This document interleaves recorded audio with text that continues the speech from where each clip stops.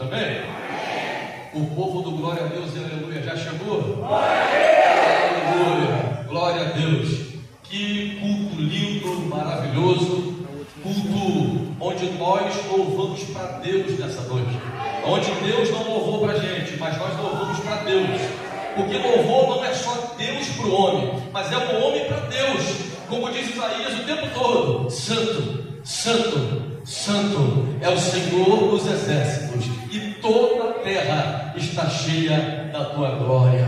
Aleluia. Meus amados, muito feliz nessa noite de estar diante dos meus amigos e irmãos, onde nós cultuamos a Deus, e agora vamos encerrar da melhor maneira, que é ouvindo a palavra, como a Bíblia diz que a fé vem pelo ouvir, e ouvir a palavra de Deus. Amém? Abra sua Bíblia comigo, livro de Atos dos Apóstolos, capítulo de número 26, versículo de número 27. Aleluia.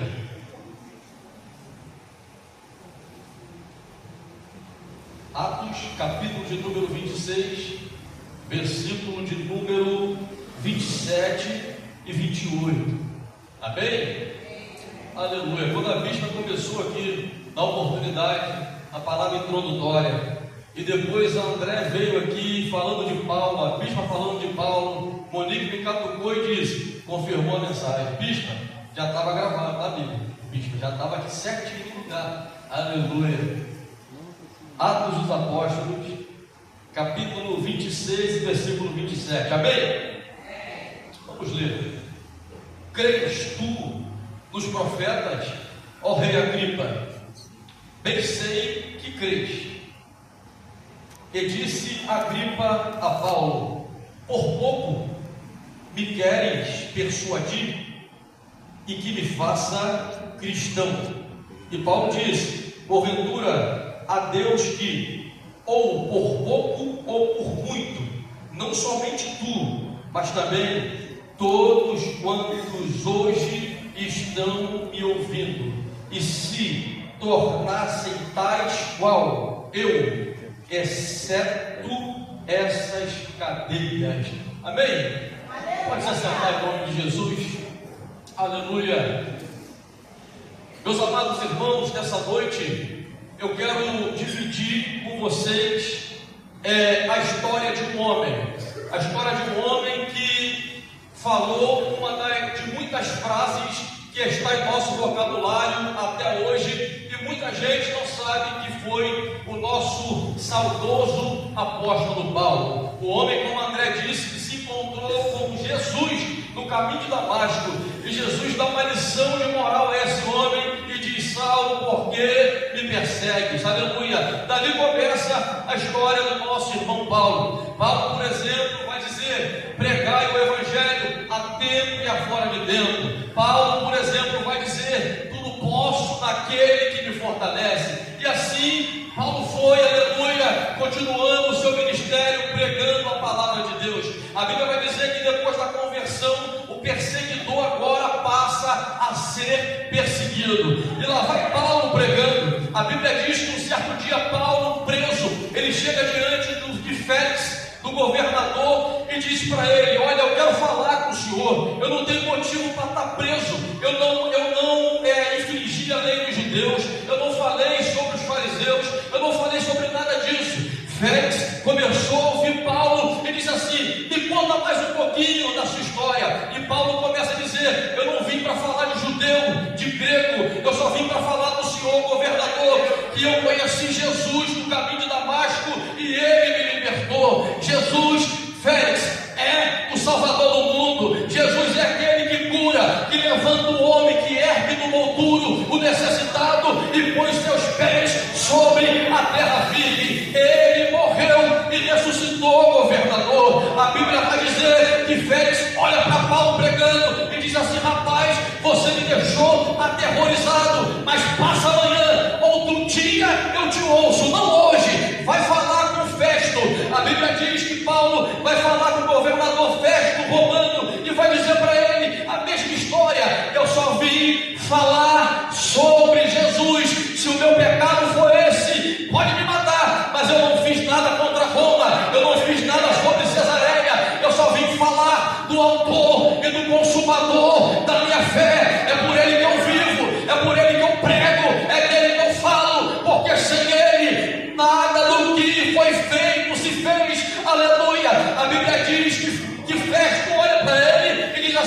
rapaz, que loucura que você está falando, tu está pregando no meio dos judeus e vem falar sobre um tal de Jesus que ninguém conhece, um tal de Jesus que veio lá de Nazaré. E Paulo disse: o meu crime é esse, é falar de Jesus, e dele eu não paro de falar. Glória a Deus.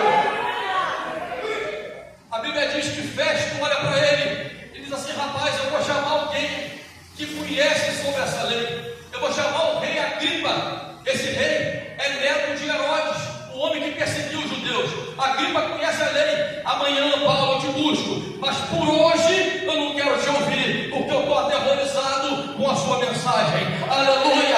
A mensagem da cruz, aleluia, não é para causar terrorismo. A mensagem da cruz não é para causar medo. A mensagem da cruz não é para causar espanto, mas a mensagem da cruz é somente para causar arrependimento. Aleluia!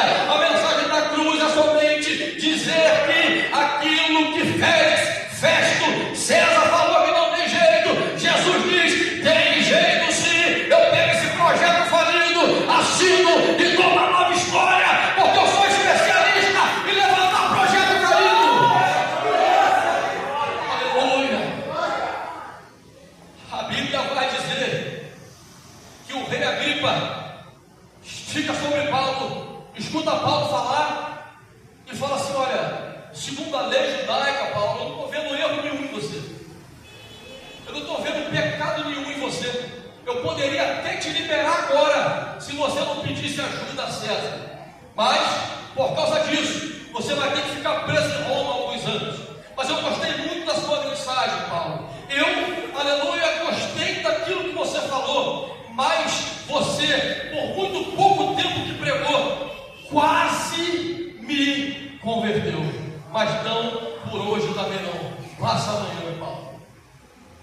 Paulo seguia pregando o Evangelho, sem medo de cara feia, sem medo de prisão, aleluia, sem medo de afronta. Paulo, a mensagem dele era só falar do homem da mão furada. A mensagem de Paulo era só dizer que ele comeu, aleluia, com prostituta, que ele conversou com agiota, com cobrador de impostos. A mensagem de Paulo era só dizer que ele olhou para uma mulher um dia, há 18 anos, curvada, aleluia, com a coluna ruim, e disse: ei mulher, enxerga a linha no horizonte, porque agora eu boto essa coluna no lugar. Aleluia. Paulo dizia que ele só pregava amor, ele lavava os pés dos discípulos, não tinha vaidade, não tinha, aleluia, orgulho em Jesus. E Paulo vai dizendo: é dele que eu falo, foi com ele que eu me encontrei, foi ele que mudou a minha história, foi ele que mudou a minha vida. Eu não posso deixar de falar dele. Se eu fosse dar um tema a essa mensagem dessa noite, o tema dessa mensagem seria: dividido entre dois mundos. Paulo tentou pregar para Félix, não quis. Paulo tentou pregar para Festo, não quis. Mas quando Paulo foi pregar para o rei Agripa, ele ficou dividido entre dois mundos. Mas ele quase se converteu. Deus nos chama para ser uma geração valente, uma geração do avivamento, uma geração que ainda crê em sobrenatural, profecia, Pentecoste, uma geração que não se corrompeu diante da mídia, que não se corrompeu diante do mundo, mas é uma geração que está em 1 Pedro 2, aleluia, e ele vos chamou como geração eleita, sacerdócio real, ungido para pregar as boas novas. Ele te disse: vem para a maravilhosa luz.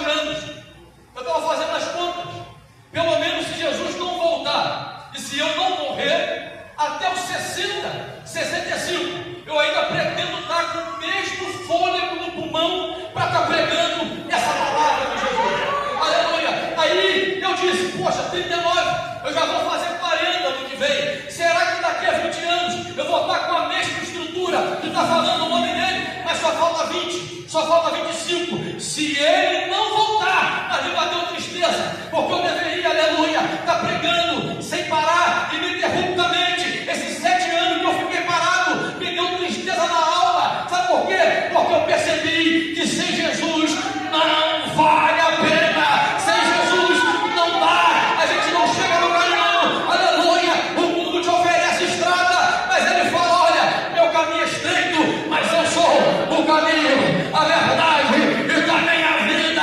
O caminho é esse. Vem, venham para que tenham vida e vida com abundância.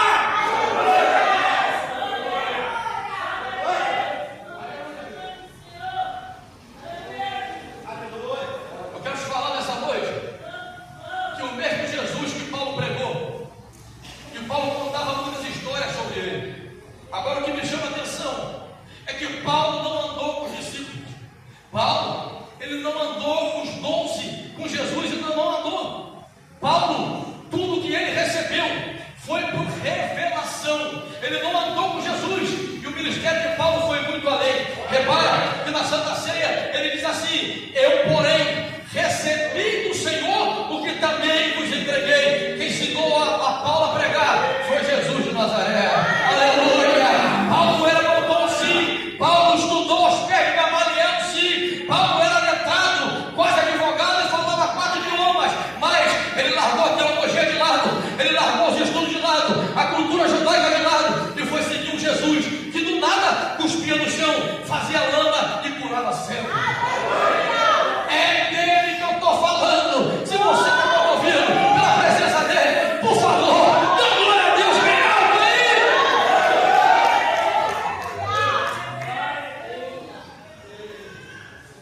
Eu quero te dizer que o relógio do tempo não para.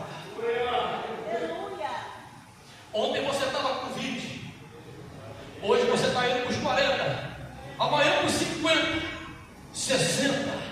Eu queria chegar aos 68 igual a bispa, pulando no salto, fazendo acrobacia para lá e para cá, mas eu não sei se com as pernas marcadas eu não conseguia chegar, mas eu queria a unção da bispa para falar do nome de Deus. Mas eu quero te falar uma coisa: ei, volte às velhas práticas, aonde você caiu, é lá que Deus vai te levantar. Aleluia! Aquele que começou a boa obra é fiel para terminar. O relógio do tempo não para.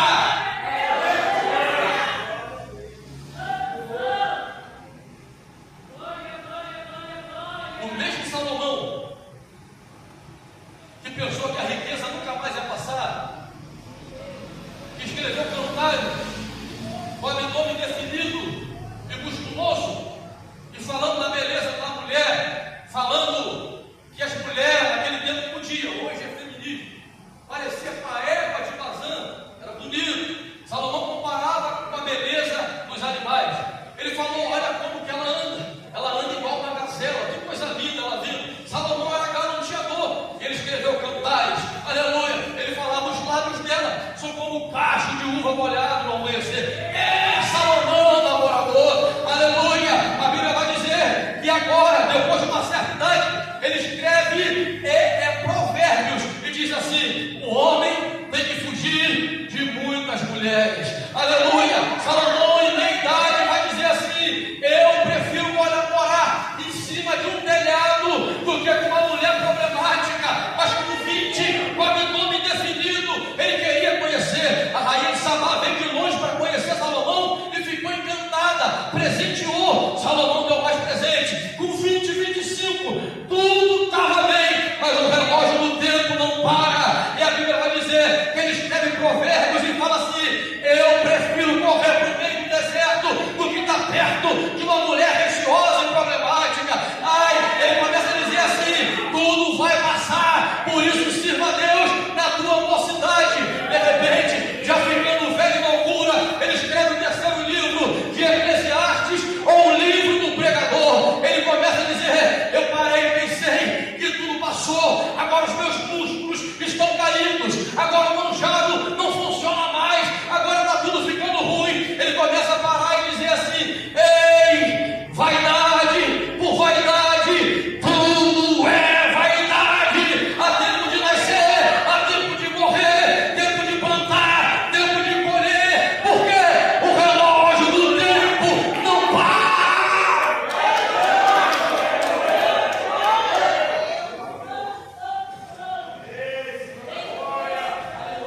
uma vontade de pregar hoje, irmão, você não tem noção.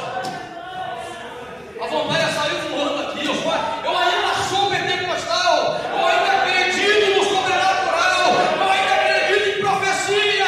Eu ainda acredito em revelação. Não! A mídia não vai me fazer desacreditar que Jesus batiza com fogo. Me dê um sinal. Se você é pentecostal aí, me dê um sinal.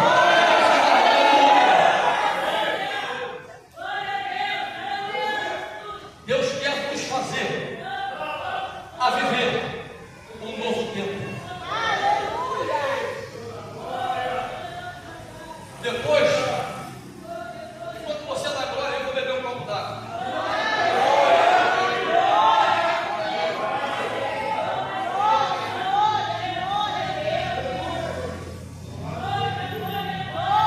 Cadê Monique?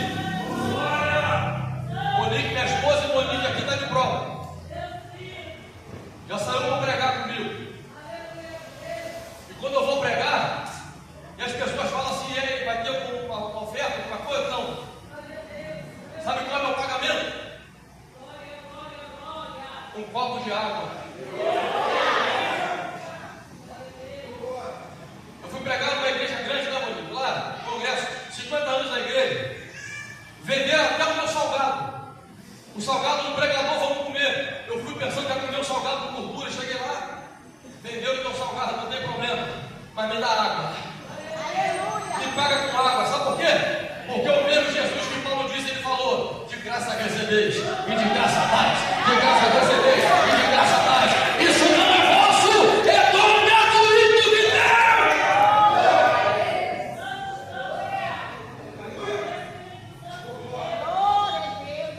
Presta atenção aqui, pastor Geraldo me deu até 9h30, 9h13. Você ainda tem que ouvir mais meu grito, mais 16 minutos. Depois do tricampeonato, Francisco, não dá para ouvir. Depois do tricampeonato, onde o Brasil foi tetracampeão, se levantou um profeta e diz assim: olha, vocês brasileiros vão ficar muito felizes com o tricampeonato, vão até ganhar mais uma estrela, mas eu quero dizer que a fama do Brasil pelo futebol vai acabar. Deus vai fazer com que o futebol fique falido por um tempo, porque se você for na Angola, na África, nos Estados Unidos, todo mundo conhece o Brasil como o país do futebol. E Jesus usou um profeta e falou assim: não, cessou, o Brasil não ganha mais nada. Sabe por quê? Porque o profeta disse: a partir dessa geração não seremos mais conhecidos como o país do futebol, mas sim como o país do avivamento, como o país dos funcionários, como o país daqueles que ainda pregam a palavra com fogo, com graça e com poder.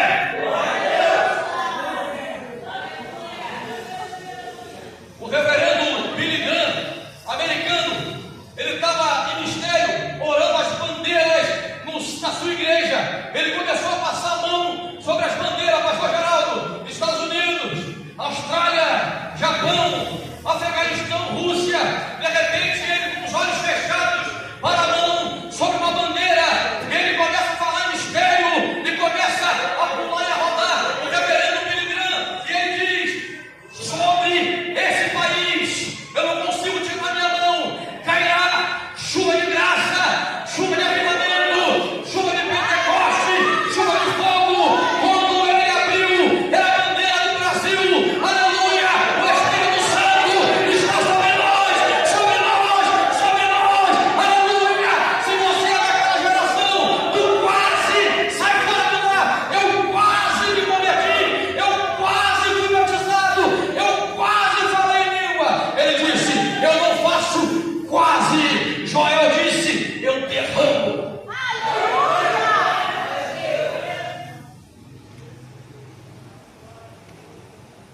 Você está entendendo o que o Espírito Santo quer falar com você essa noite?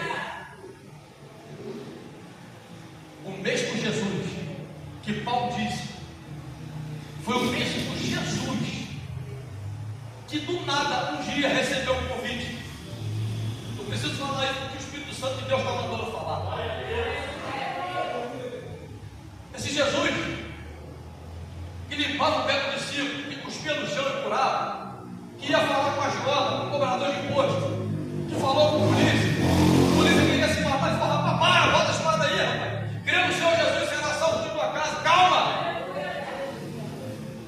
Esse Jesus um dia, ele largou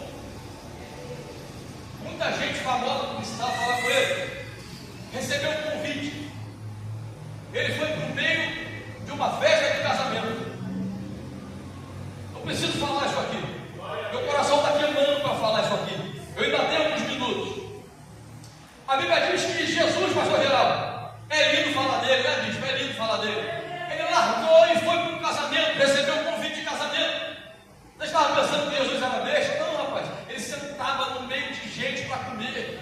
Ele não queria saber quem estava do lado, se era gente importante, se não era. Jesus não tinha nariz em pé. Ele foi para a festa, comer salgadinho. Ele foi beber alguma coisa. Ele foi rir. Ele foi ver os amigos. Aleluia. Mas a Bíblia diz que alguém não se programou. Não teve uma programação nessa festa. E a festa que durava 10 dias, mais ou menos. A Bíblia diz que o vinho acabou antes da hora. Seria uma vergonha para o pai da noiva. Ei, você está pobre, deixou faltar o recurso. O que aconteceu, rapaz? E agora? São dias de festa, de pulo. O judeu pula, o judeu louva a Deus adorando. Ele sobe para Jerusalém, porque está acima do nível do mar. Ele sobe alegre. Ele não sobe assim, que nem o crente que volta de forte, que volta do culto. E fala: eu vou lá, sentar lá, e vou ver se eu tenho uma oportunidade ou não. Eu vou não. Os judeus alegre, louva a Deus, ora no mundo das lamentações, quase dando cabeçada, pedindo a Deus, aleluia. E esse Jesus estava lá, e ia ser uma vergonha extraordinária. Só que o judeu não botava vinho em qualquer vaso, por causa da tábua da mão de Moisés, que Deus escreve os 10 mandamentos, os judeus, para fazer vinho. Em uma festa tinha que ser vaso de talha, ou seja, de pedra, confeccionado na mão, aquele vaso bonito, porque segundo a lei judaica não tinha impureza no vaso de pedra, numa talha. Aí Jesus estava lá. Aí sabe o que aconteceu, irmã Ceneia? O vinho acabou. Aleluia, acabou. Maria veio falar, tomou um forazinho de lado de Jesus, e ela falou: Jesus, o vinho acabou. Ele disse assim: o que tem eu contigo? O que eu tenho a ver com isso? Mas já que eu estou na festa, aonde eu estou, o vinho não pode acabar. Aonde eu estou, esse casamento não pode ficar falido. Eu não sei se você está entendendo. Não sei se você está entendendo. Jesus chegou no casamento e falou: olha, tudo bem, ainda não é chegado minha hora, mas eu não vou deixar o casamento acabar, não. O primeiro milagre de Jesus foi restaurar o casamento. Ah, você não entendeu, não entendeu, não. Se você entender, você não estava olhando para mim com essa cara feia.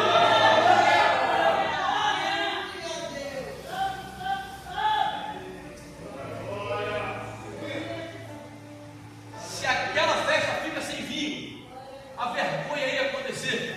O casamento ia ficar sufocado. Provavelmente iria ter briga entre famílias.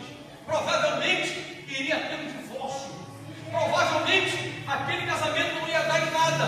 Mas Jesus olhou para Maria e disse assim: vai chegar na minha hora, mas eu não posso deixar o casamento acabar. Jesus olhou para Maria e Maria disse assim: entendeu tudo? Ela só falou isso: para o casamento não acabar e para o vinho não acabar, fazei tudo que ele vos disser.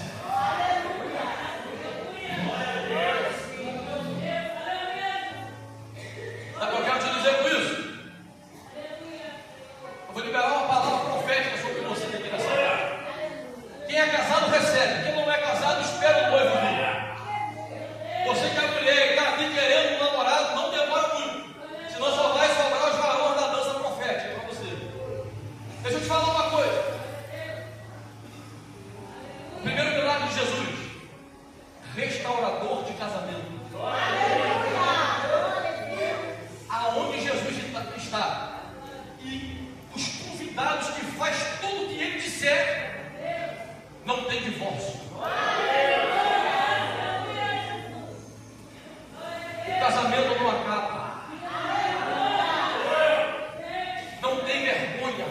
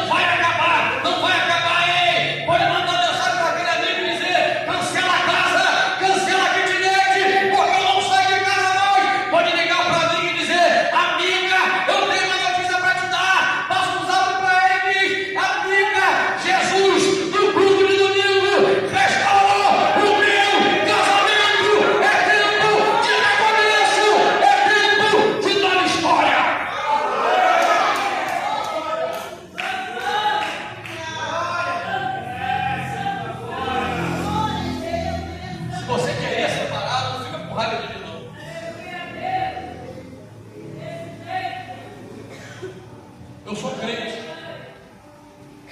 O pastor presidente é crente. Se ele confia da gente pegar no microfone, quem é crente não pode falar sobre separação, não pode falar sobre divórcio, não pode falar sobre família rachada, não pode falar sobre separação, não pode falar sobre aliança quebrada. Se você está ouvindo o conselho de alguém que está te dizendo que é melhor separar, sai fora desse amaldiçoado. Se você está no lugar onde o evangelho é balela, tudo pode, eu não quero dizer que nós somos perfeitos, mas eu tenho uma mensagem para te dar. A mensagem da cruz ainda tem efeito. A mensagem da cruz não perdeu a validade. Jesus ainda restaura, Jesus ainda cura, Jesus ainda faz milagre. Jesus é o mesmo ontem, hoje e eternamente. Isaías 43:13. Ainda antes que houvesse a luz do dia, ele já era Deus e ninguém pode escapar da mão dele, porque operando Deus, quem impedirá? Operando Deus, quem impedirá?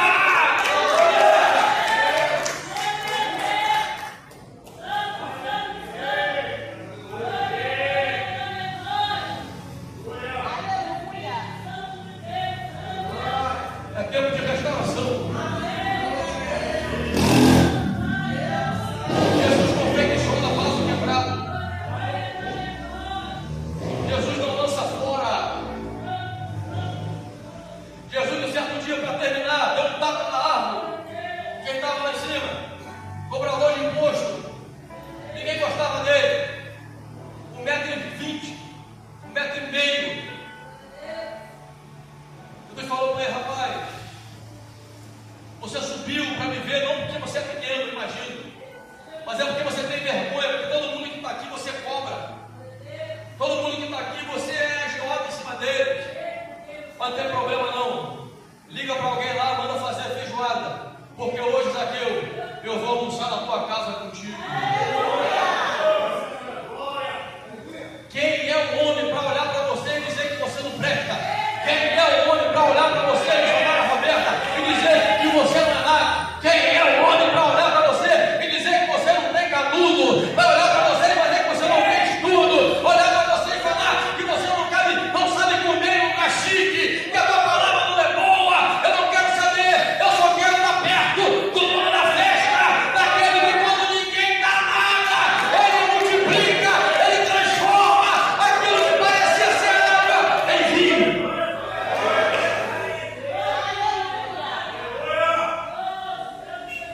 O mestre Sala, quando foi provar o vinho, disse assim: rapaz, que negócio é esse? Geralmente, o melhor vinho é no início. Todo mundo já vai estar rindo à toa, você bota o vinho ruim. Você deu flecha no início e Coca-Cola no final? Não entendi. Sabe o que eu quero te dizer? Se o seu início foi embaraçado, o seu final será maravilhoso.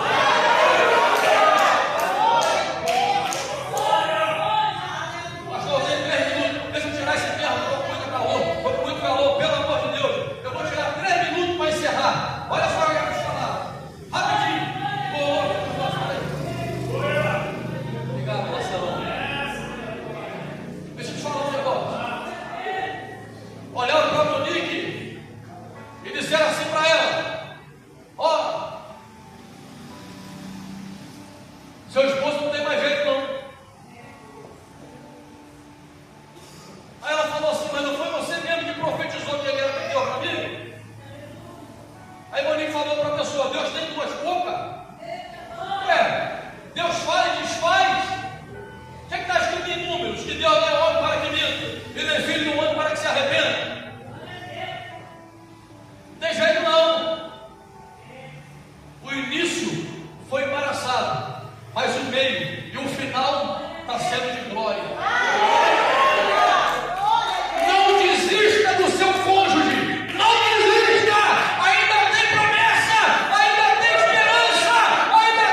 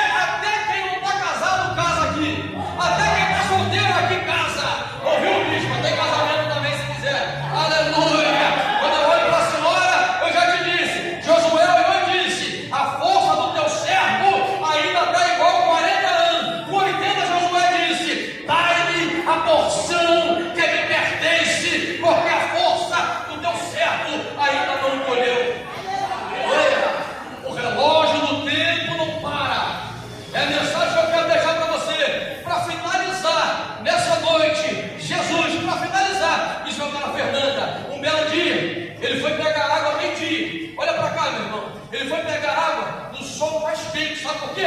Porque ele sabia que ia encontrar uma mulher lá que tinha vergonha de buscar água perto da galera que ia buscar quando o poço estava cheio. Quem é da roça que sabe que o poço enche, depois ele fica vazio e ele vai minando de novo. Aquela mulher foi no sol mais quente, sabe por quê? Ele de Nelson, porque ela tinha vergonha da rapaziada que ia ver ela ali. Aleluia! Jesus disse: não vem ninguém comigo, que agora eu vou restaurar uma pessoa que está quebrada emocionalmente. Não vem, sai Pedro, sai João, sai Judas, sai, fica aí. Agora eu vou lá, eu vou pregar para uma pessoa que está a ponto de se suicidar, que está a ponto de perder tudo. Aí ele viu uma mulher pegando água no poço, olhando para um lado, para o outro, olha, o poço vazio. Jesus olhou para ela com um olhar que só ele tem, com um olhar mágico, com um olhar perdoador. Olhou para ela e disse: ei, dá de beber. Ela falou: não. Você é judeu, eu sou samaritano. Você conhece a história. Deus falou: tudo bem, eu vou te fazer uma pergunta que eu vou entrar na revelação do tempo agora. Chama seu marido, que eu quero falar com ele. Ela olhou o marido. Quem é esse homem que numa lua dessa tem que falar de relacionamento comigo? Não é marido? Não, eu não tenho marido. Tem. Ele falou: de certo, tem. Tu já tivesse 5. E esse não vai ser. Ela olhou e disse: tu és profeta, tu és rabi. Ela era desviada, sabe por quê? Ela pergunta: onde eu te adoro? É nesse monte? É um outro monte? Aonde que eu vou? Ela diz assim: olha, mulher, se você está feliz só porque eu falei isso, eu te pedi água, você me negou, mas se você beber da água que eu lhe der, nunca mais terá sede, porque eu sou dono da água, eu sou dono do tempo, e o relógio do tempo não para.